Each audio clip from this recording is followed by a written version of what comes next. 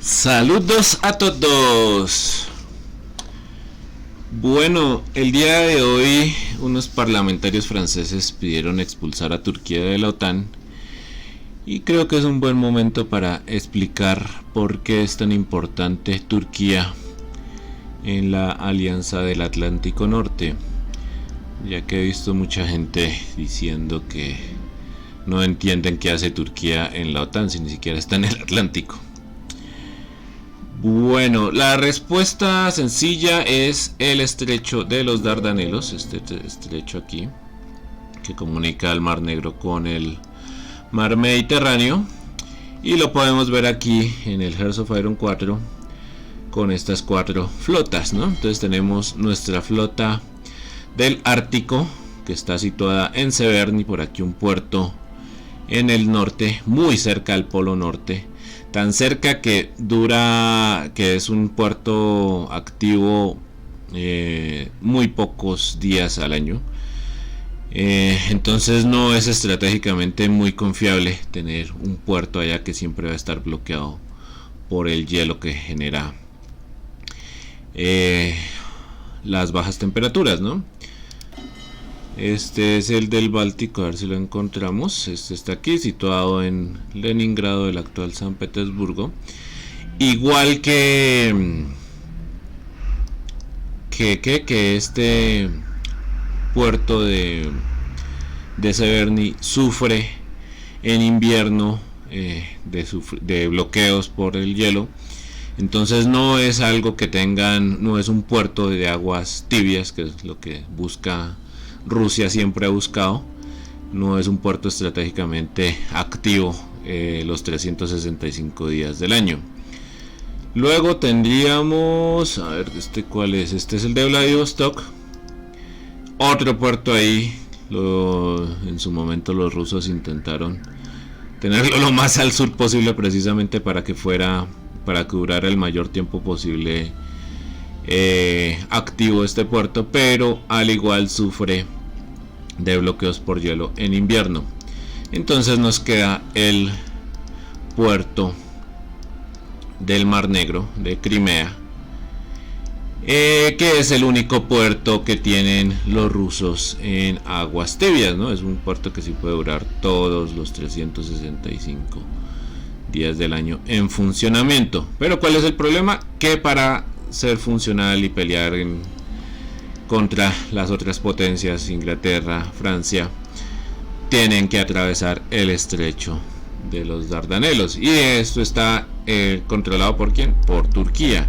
Entonces, si Turquía es enemigo de Rusia, pues la van a tener muy jodida estratégicamente los rusos. Aprovecho para mencionar que esto explica por qué Rusia se tomó Crimea a la fuerza cuando Ucrania decidió irse a la Unión Europea, porque simplemente sin esto se quedan sin puerto de aguas tibias, quedan totalmente jodidos, y Rusia simplemente, Putin le dijo a Merkel: yo estoy dispuesto a ir a la tercera guerra mundial si no me dejan quedarme con Crimea. Entonces así son las cosas. Odessa también intentaron quedársela, pero bueno, ahí después de no tenían el mismo apoyo de las bases militares rusas que sí había aquí en Sebastopol. Listo. También creo que vale la pena mencionar que también esto explica por qué se metió tanto en Siria Rusia, porque Siria tiene aquí un puerto que es el de Latakia, ¿sí? Es la única base militar que tienen de acceso al Mediterráneo los rusos. Entonces, si perdían eso, perdían un punto estratégico pues para contraataques y tal, si entraran ellos en guerra con Francia e Inglaterra, ¿no? Entonces, en resumen, Turquía está en la OTAN porque le bloquea el paso a Rusia desde el Mar Negro, por solo esa razón. Hay otras razones, como que podrían colocar aquí misiles bastante cerca de Rusia y que son rivales históricos. Eso ya lo veremos ahorita en el Victoria 2, que facilitan el hecho que Turquía se quiera meter en la OTAN, ¿sí? Entonces, por eso cuando dicen los parlamentarios franceses que quieren sacar a la OTAN, o cuando sale algún periodista gringo diciendo, pero yo no entiendo por qué Turquía está en la OTAN, pues aquí está la respuesta, ¿no?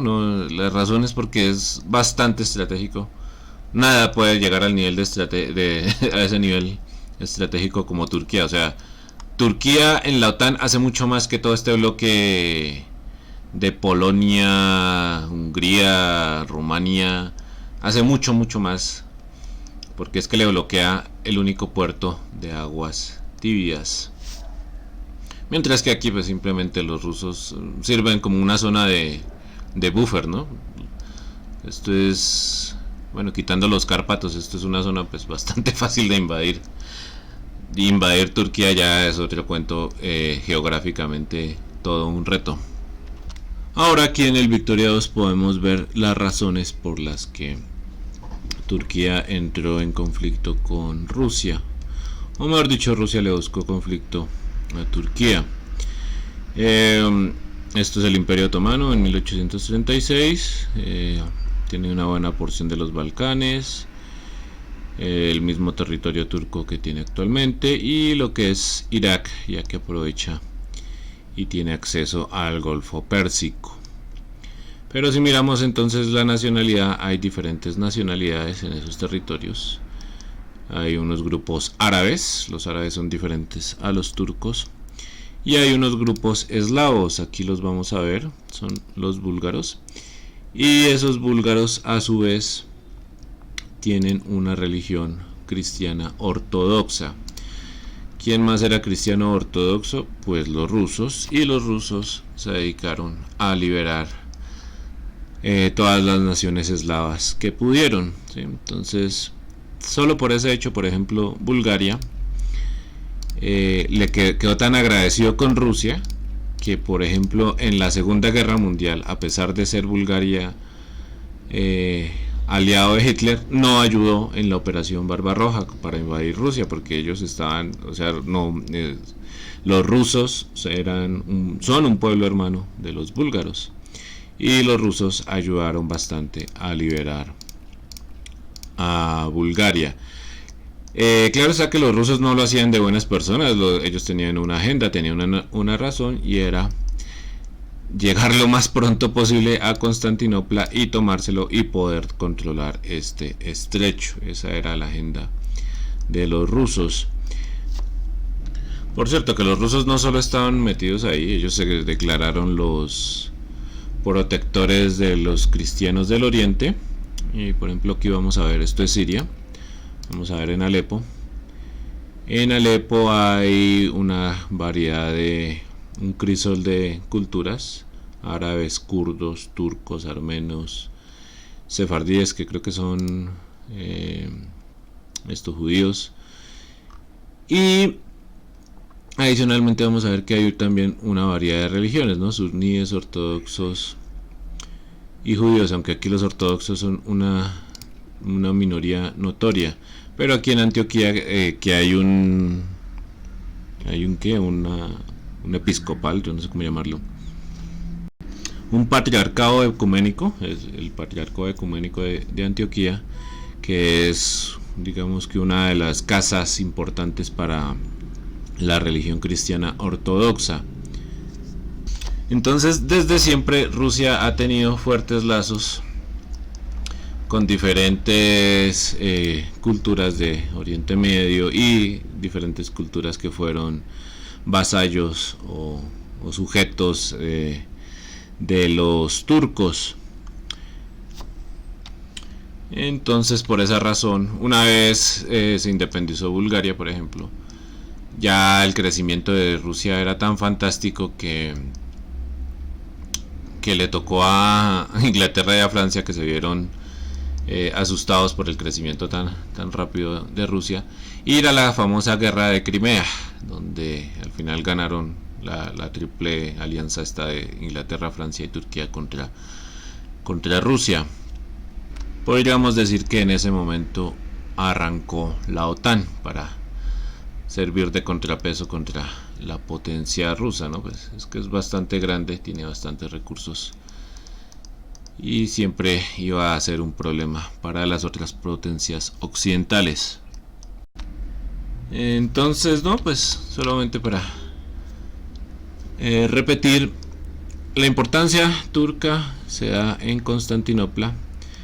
El simple hecho de tener este estrecho ya hace que valga más que 4 o 5 países miembros de la OTAN de otros lados, solo por tener ese estrecho. Ya joden bastante a los rusos. Además tiene la ventaja de la geografía. Una invasión a gran escala por parte de Rusia a Turquía es bastante problemática, al tener que invadir por montañas o por desembarcos, o buscar acceso aquí por Rumania. Incluso con la disolución de la Unión Soviética, pues ahorita ya tenemos aquí lo que es Armenia, Georgia. Ya la tiene muy complicado Rusia tomarse a la fuerza a Turquía. Y no se puede decir lo mismo con Polonia, por ejemplo, porque Polonia sí es simplemente bastante plano, simplemente mandar los tanques y ya. Y bueno, ya para terminar, en algún momento hoy he leído que sería una tragedia que Turquía se pasara al otro bando, o sea, que se saliera de la OTAN. Y el otro bando me imagino que sería el Pacto de Shanghái, que es una organización ahí de cooperación entre Rusia y China. Yo no creo que eso vaya a pasar, porque simplemente Turquía hasta el momento se ha comportado de una forma muy deshonesta, muy desleal, sí, es cierto. Y si se sigue comportando así, pues hombre, lo peor que uno puede hacer es tener un aliado traidor. Sí, o sea, el hecho de que se salga de la OTAN no implica que lo va a recibir Rusia con los brazos abiertos, porque precisamente ser aliado de un traidor es lo peor que puede hacer cualquiera. Y o sea, y quiero dejar claro una cosa: el hecho que Putin haya provocado a Erdogan para que armara todo este conflicto no implica que Putin después lo va a aceptar con los brazos abiertos en una alianza, ¿sí? A ver, ahorita explico por qué cómo empezó todo esto de Turquía volteándose al bando ruso. Pero primero pues quisiera mencionar que en el 2001, unos 2 o 3 meses antes del ataque del 11 de septiembre, Bush hijo, que tenía una política diplomática muy agresiva de Estados Unidos, hizo que Rusia y China firmaran un pacto de mutua protección, un pacto en el que los dos, en caso de que alguien les declarara la guerra, pues el otro iba a ayudarlos, ¿sí? Ese pacto eventualmente fue evolucionando al Pacto de Shanghái. Tengo entendido que ahorita ya hay 8 países en eso, pero pues ya la parte militar, digamos, no es el equivalente a la OTAN, ¿no? Es más otra cosa. Digamos que el pacto militar sigue existiendo entre China y Rusia. Por ejemplo, se metieron India y Pakistán al Pacto de Shanghái, ¿sí? Enemigos totalmente, son enemigos entre ellos, no tenía ningún sentido que entren a una unión militar. Por eso me parece un poco raro esa afirmación en la que dicen, no, es que Turquía si se pasa al otro bando, pues sería lo peor para la OTAN. No sé, ¿cuál sería el otro bando? Sí, porque lo único que existe es un pacto de no agresión entre Rusia y China, no hay el equivalente al pacto de Varsovia de los días de la Guerra Fría. Y para explicar rápidamente cómo empezó todo este problema, o por qué Turquía cambió de bando en estos últimos 4 años, todo se remonta al golpe de estado de Erdogan. Incluso podríamos ir antes. Putin ha jugado diplomáticamente muy bien sus cartas. Recordemos que a Rusia le mataron un diplomático en Turquía. A Rusia le derribaron un avión en Turquía. La Fuerza Aérea Turca le derribó un avión. Y sin embargo, Putin manejó todo diplomáticamente. Empezó más bien a decirle, bueno, más bien arreglemos por las buenas y de paso hagamos una cosa. Yo le vendo mis S-400, un sistema de misiles antiaéreos, que es muy bueno. O sea, en realidad es tan bueno el S-400 que lo único mejor es el S-500, también producido por Rusia. Los S-400 son mejores que su equivalente gringo, que son los misiles Patriot, porque los misiles Patriot solo tienen un ángulo de cobertura de 180 grados.